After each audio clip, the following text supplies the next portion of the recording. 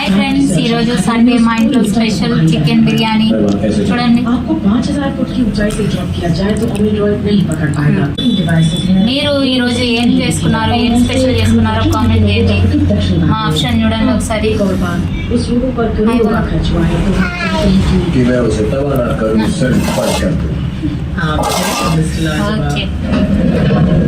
bye ఆకలి బాగా ఇస్తుంది తినాలి